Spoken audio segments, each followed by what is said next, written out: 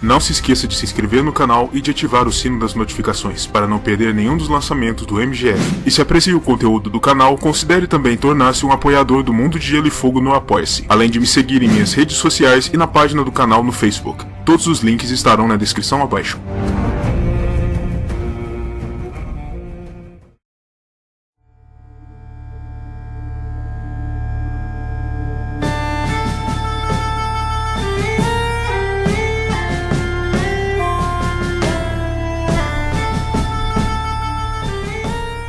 O Império Valeriano foi, sem sombra de dúvidas, a civilização que mais deixou marcas sobre toda a porção ocidental do continente de Essos em toda a história registrada. Diversas porções do território continental foram total ou parcialmente modificadas pela intervenção dos exércitos e dos dragões da Cidade Franca, em plena expansão, esmagando e dominando todos os povos que se interpunham entre si e a glória. E uma dessas porções foi uma pequena e pedregosa ilha ao longo da costa do Mar Estreito, parte do arquipélago conhecido como Os Degraus, que, segundo as lendas mais antigas, se originou quando a gigantesca parede d'água conjurada pelos Filhos da Floresta para deter o avanço dos primeiros homens sobre o Westeros se abateu sobre o então istmo do Braço de Dorne, quebrando-o e afundando suas terras baixas sob as águas do mar. Ali, os militares valerianos ergueram um posto avançado, se utilizando de sua posição vantajosa para controlar o fluxo de embarcações que subiam e desciam o Mar Estreito, como forma de melhor prevenir qualquer tentativa de levante ou consolidação de poder de qualquer possível contestador do poderio valeriano nessa região. No entanto, o foco do assentamento rapidamente se modificou quando foram descobertos nas águas do entorno da ilha pequenos moluscos e caracóis marinhos que, quando capturados e manipulados, produziam uma secreção que podia ser usada na manufatura de um corante singular, capaz de imbuir uma bela e profunda cor em tecidos e outras superfícies, o que o tornava especialmente popular entre os ricos e poderosos da Cidade Franca, tornando tal corante o produto de exportação mais valioso da cidade e atraindo naturalmente um grande fluxo de artífices e comerciantes de todos os cantos do Império para se estabelecerem nesse novo ofício e para capturar para si parte desse fabuloso lucro. Em apenas uma geração, tais mercadores transformaram a nascente Tyrosh em uma grande e efervescente cidade, e eles logo descobriram fórmulas para criar corantes diferentes com uma miríade de outras cores fortes e vivas, obtidos através de variações na dieta dos caracóis marinhos. Após a queda da Cidade Franca, Tyrosh tornou-se livre, tal como as outras colônias valerianas, e alguns dos senhores de dragões que ali se encontravam foram capazes de escapar ao cataclisma. No entanto, sabendo que eles seriam uma ameaça à sua liberdade, pois não demoraria até que tais senhores se lançassem em uma aventura imperial por seu próprio direito, os cidadãos Tiroshi simplesmente assassinaram tais senhores e suas criaturas enquanto ainda se encontravam no chão, pondo um fim à ameaça. Mais tarde, já durante o Século de Sangue, foi a vez da Cidade Livre de Volantes, como descendente autodeclarado de Valíria, tentar tomar Tyrosh como parte de seu império, após ter conquistado Myr e Lys. Mas a tentativa de conquistar Tyrosh resultou no colapso do poder volantino na região, e na derrocada de seus domínios, pois a cidade de Pentos, mais ao norte, veio em auxílio a Tyrosh durante o ataque de Volantes, temendo ser a próxima na lista de conquistas. Tyrosh contou também com o auxílio de dois Westerosi na luta, o Rei da Tempestade Argilac Durrandon e o Senhor de Pedra do Dragão, Aegon Targaryen, montado em seu dragão Balerion. Ao mesmo tempo, Myr e Lys levantaram-se em rebelião, motivadas pelo auxílio de tantos poderosos personagens, e tal aliança foi simplesmente demais para as forças de Volantes. Mais tarde, no ano 44 após a conquista, quando a rainha viúva Alyssa Velaryon, esposa do falecido Aenys I, escapou de seu cativeiro em Pedra do Dragão, onde vinha sendo mantida como prisioneira da rainha viúva Visenya, em nome de seu filho, o agora rei Maegor I, Tyrosh foi um dos destinos pelos quais ela passou, acompanhada de seus dois filhos mais jovens. No ano 49, o Arconte de Tyrosh, líder máximo da cidade, foi por sua vez a Westeros, convidado como um dos dignatários estrangeiros para acompanhar o casamento dourado entre a mesma Alyssa Velaryon e Lord Rhaegar Baratheon, e mais tarde, quando foi sugerido que o novo rei, Jaehaerys I, filho de Alyssa, deveria tomar a filha do Arconte como sua rainha, a rainha-mãe foi contrária ao arranjo proposto, não por ter qualquer coisa contra o Arconte, mas por temer que o povo dos Sete Reinos jamais aceitaria uma rainha estrangeira, ainda mais após os conturbados e controversos casamentos de Maegor, que tanta dor e sofrimento trouxeram ao Westeros. No ano seguinte, a situação acabou por se resolver quando Sor Oren Baratheon, irmão mais jovem de Lord Rhaegar, foi tomado ao serviço do Arconte, vindo a se casar ele mesmo com sua filha no ano 51. No ano 55, explodiu uma guerra comercial entre Tyrosh e Pentos, que prejudicou grandemente o fluxo de comércio no Mar Estreito, e 3 anos mais tarde, ambas as cidades solicitaram ao rei Jaehaerys I de Westeros que servisse como um mediador para sua querela, para que negociassem o fim de sua disputa. Assim, o Arconte e o príncipe de Pentos navegaram até Porto Real, onde conduziriam tratativas de paz na Fortaleza Vermelha, intermediadas por Jaehaerys, e o resultado de tais negociações foi o chamado Tratado da Paz Eterna, que obviamente não duraria muito. No ano 96, após mais uma derrota volantina na Batalha da Fronteira, ainda em sua sanha de reconstruir o Império Valyriano de outrora, Tyrosh chegou à conclusão de que não seria capaz de resistir indefinidamente às agressões da grande cidade do sul por si mesmo, de modo que formou com Lys e Myr a chamada Triarquia das Cidades, que também passou a ser conhecida como o Reino das Três Filhas, uma aliança defensiva com vistas a desencorajar as incursões militares de volantes na região. Mas a Triarquia também veio a se lançar na ofensiva, lutando no ano 106 contra as forças lideradas por Daemon Targaryen, o irmão do rei Viserys I de Westeros, pelo controle das Ilhas dos Degraus, e coube a Tiroshi, o capitão-general Hakale Rindon, liderar uma frota de guerra contra o reino insular que Daemon pretendia formar ali, no ano 110.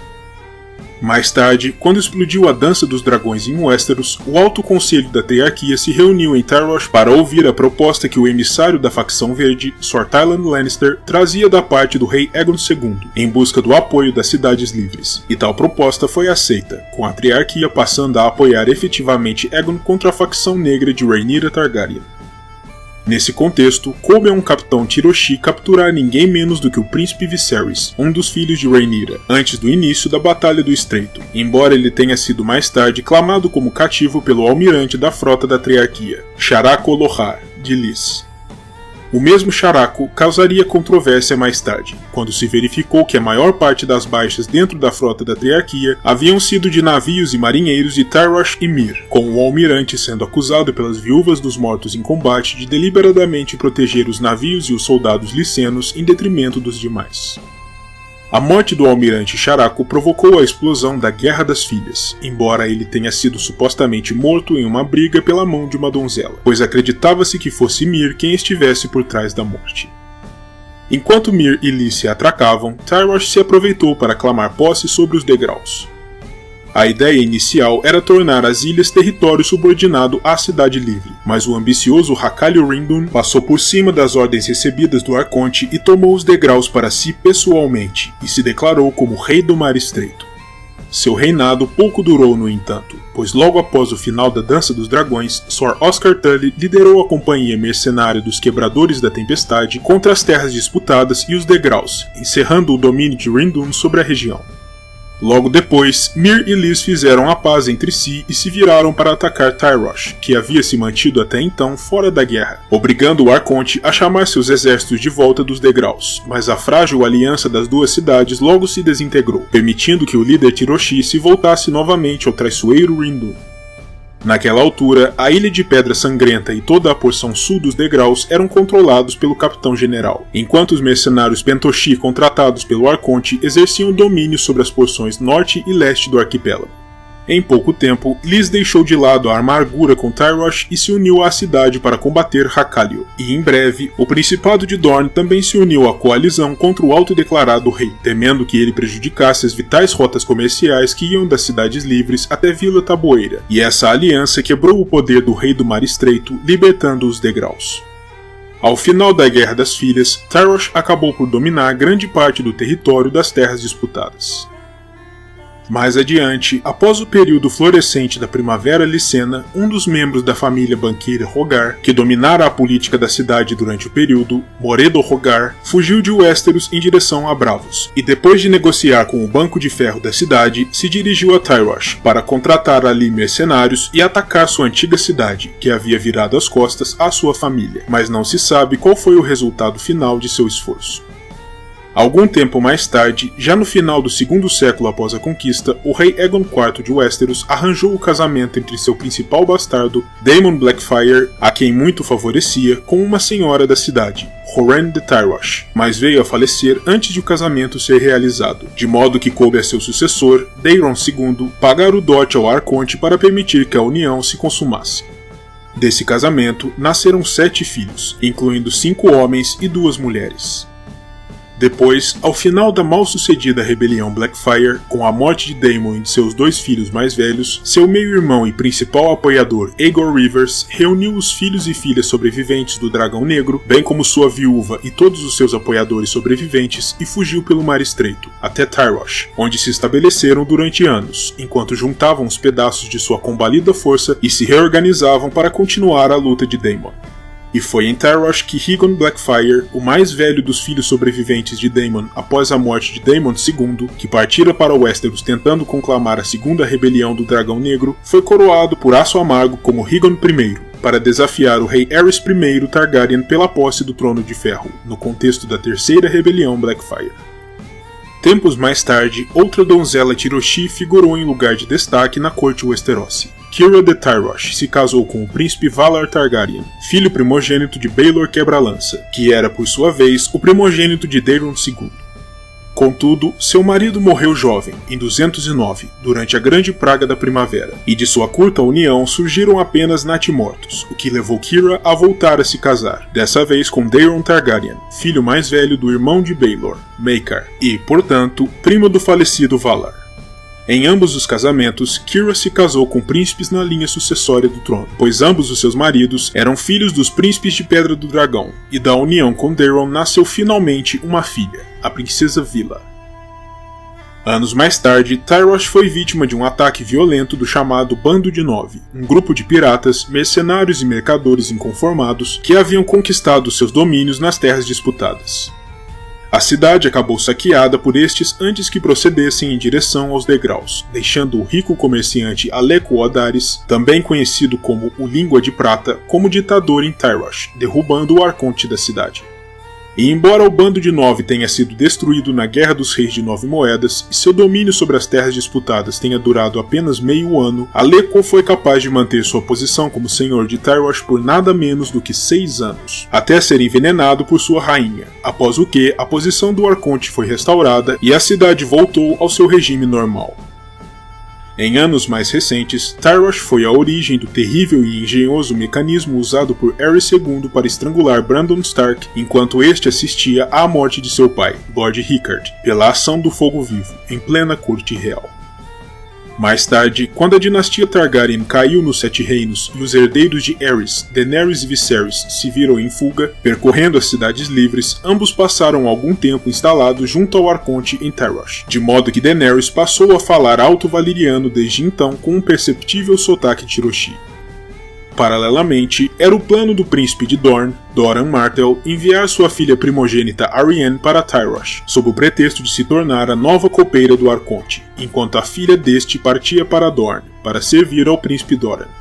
Isso fora planejado apenas como uma desculpa convincente para que Arianne pudesse se encontrar em segredo com Viserys, e para que ambos pudessem cumprir o pacto nupcial que havia sido acordado pelo príncipe Oberyn e por Sir Wylan Darry, ainda em Bravos, em troca do qual Dorne oferecia suas lanças para o esforço de retomada do trono por Viserys. Mas após os protestos furiosos da esposa de Doran, Lady Mellario de Norvos, que ameaçou se matar se mais um de seus filhos fosse afastado dela, Doran deixou de lado essa ideia, e Arianne nunca chegou a partir de Dorne. Ainda assim, a outra parte do acordo de fachada se cumpriu, e a filha do arconte passou alguns anos como protegida da casa Martell, nos Jardins das Águas. Nos dias atuais, Tyrosh continua sendo uma das mais importantes cidades comerciais do Mar Estreito, dominando as águas em torno das Ilhas dos Degraus com suas galés, e enriquecendo cada vez mais com o lucro advindo de seus negócios por todo o mundo civilizado. Tyrosh, após tantos séculos de guerras e ataques, naturalmente vem se precavendo para evitar futuros saques. A cidade é altamente fortificada, cercada por 2 camadas de altas muralhas de pedra, sendo a mais interior construída na densa pedra negra fundida pelo fogo de dragão, um subproduto de seus dias como posto avançado militar valeriano. Quanto ao seu tamanho, ela é descrita como muito maior do que a cidade sombria que cerca as muralhas de Lança Solar, tornando-a um assentamento muito grande para padrões Westerosi, embora tenha um tamanho regular se comparada com as suas irmãs no continente de Essos. Tarwash é, tal como Braavos, uma cidade sem uma fé dominante, e diversos templos consagrados a um grande número de divindades diferentes se espalham pelas ruas e pelos caminhos diante da linha costeira. Existe aqui uma fonte consagrada ao deus bêbado, famosa por testemunhar diversos espetáculos de artistas itinerantes diante de si, e o templo consagrado a Trios, o deus de 3 cabeças, é um dos mais destacados da cidade, com uma grande estátua do próprio Trios se erguendo ao lado da porta central. Outros deuses cultuados na cidade incluem o Senhor da Luz, que possui aqui um templo vermelho, e o grande construtor de padrões, que conta com um labirinto de pedra consagrado a si. Tarwash, tal como Lys, também conta com suas próprias famosas Casas do Prazer, embora não sejam nem de longe tão bem conhecidas ou estimadas quanto suas contrapartes licenas. Quanto à questão política, como já referenciado, o Arconte é a autoridade máxima na cidade, e é eleito a partir de um grupo chamado Conclave, que reúne a elite econômica e aristocrática de Tarwash e governa de maneira vitalícia, embora o título não seja hereditário. O povo Tiroshi é tido por estrangeiros como barulhento, extravagante e ganancioso, devido à força da tradição comercial aqui. Os Tiroshi são conhecidos também por amarem cores vivas e vibrantes, usando grandes quantidades de seu famoso corante, em diversas cores, para atingir não apenas roupas e estandartes, mas até mesmo seus próprios pelos corporais. Tiroshis respeitáveis não podem ser vistos em público sem suas barbas e cabelos tingidos nos mais variados tons de azul, verde, marrom, rosa, púrpura, escarlate e rubro. Seus extravagantes chapéus também são afamados no exterior, em especial em Westeros. Tarwash, tal como suas irmãs Myr e Lys, ainda luta constantemente por domínio sobre as terras disputadas, de modo que seus artesãos se tornaram célebres ao longo do tempo por desenvolverem os mais formidáveis elmos de combate e os mais macabros e engenhosos dispositivos de tortura, capazes de quebrar até mesmo o mais duro prisioneiro. A língua da cidade, naturalmente, é o Valyriano em sua variedade baixa própria, como nas outras cidades livres, e tal como acontece com seus chapéus, seu sotaque é considerado extravagante e expansivo. O povo Tiroshi, devido aos séculos de fortes misturas promovidas pelos contatos comerciais, não parece ser tão homogêneo quanto acontece em Lys, e o sangue antigo de Valíria parece ser menos proeminente na cidade. Ao invés disso, o povo Tiroshi é mais variado e diverso, apresentando diversos tipos de pele, cabelos e olhos, em tons claros e escuros. Tarwash, também tal como suas cidades irmãs, não mantém uma força militar profissional, pois o ofício da guerra não é tido como prestigioso nesta cidade mercantil, onde o comércio é estimado acima de tudo. Desse modo, eles também são conhecidos por empregarem diversas companhias mercenárias, para que lutem suas guerras por eles. Como dito, o comércio é a principal atividade da cidade desde sua conversão de posto avançado em assentamento civil. Tarwash foi tornada muito rica de forma rápida, graças ao grande gosto adquirido pela Cidade Franca por seus requintados corantes de caracóis marinhos. Por isso, a cidade conta com pelo menos um banco, focado principalmente em vultosos empréstimos para grandes famílias de mercadores, e o comércio de escravos é muito forte aqui, com os traficantes oriundos de Tarwash sendo conhecidos em especial por sua agressividade na aquisição de sua mercadoria e por sua brutalidade com os cativos. Seu apetite por escravos é tão voraz que eles são conhecidos por navegarem até mesmo bastante para o norte, até além da muralha, em busca de selvagens para capturar e trazer de volta a Tarwash, a ferros. Por isso, não surpreende que o número de escravos na cidade supere o de cidadãos livres na proporção de 3 para 1. Para além de escravos e de seus famosos corantes, outros produtos de comércio famosos aqui incluem um vinho especial de pera, de cor esverdeada, e dedos de mel assados e condimentados, um tipo popular de doce, para além de seus famosos elmos e armaduras. Personagens famosos das crônicas oriundos de Tarwash incluem Barba Verde, um dos principais líderes da Irmandade Sem Estandartes, grupo de foras da lei liderado por Beric Dondarrion, que luta na Guerra dos Cinco Reis para proteger o povo humilde e cujo verdadeiro nome é Pelou. É um indivíduo grande e poderoso, de temperamento marcial e atitude resoluta, e é profundamente respeitado pelos outros fora da lei, apesar de ser um estrangeiro em Westeros. Roro Uhores, antigo capitão contrabandista do navio Gato da Calçada. É notório por ter sido o primeiro capitão e mentor de Davos Seaworth, ensinando-lhe tudo o que ele sabe sobre navegação, furtividade e transporte ilegal de mercadorias roubadas. Moreo Tumitis, capitão do navio Dançarino da Tempestade, e responsável por conduzir a senhora Catelyn Stark desde Porto Branco até Porto Real de forma rápida, para que ela pudesse se reencontrar com seu marido, Lord Eddard, e comunicá-lo a respeito das rápidas mudanças no norte, ainda durante o início dos eventos das crônicas. Daario Naharis, capitão mercenário da Companhia dos Corvos Tormentosos, e possivelmente o mais extravagante homem que as companhias livres já receberam em suas fileiras. Tinge sua barba, bigode e cabelos com cores vibrantes, como é de praxe em sua cultura, e é tão desprovido de moral e ética quanto é mortífero com seu araque e suas adagas gêmeas, com cabos esculpidos em forma de sensuais mulheres douradas. Veio a travar contato com Daenerys Targaryen antes da derrocada de Yunkai, e mudou sua fidelidade e a de toda a sua companhia para a Rainha Dragão. Mais tarde, ele acabou se tornando amante de Daenerys, embora ela tentasse com todas as forças se manter distante dele, para impedir que seus meios inescrupulosos a tornassem uma rainha açougueira. Acabou sendo enviado como cativo para os Yunkaitas, como parte do acordo de paz firmado entre Daenerys e os Sábios Mestres, para colocar um fim ao cerco a Meereen.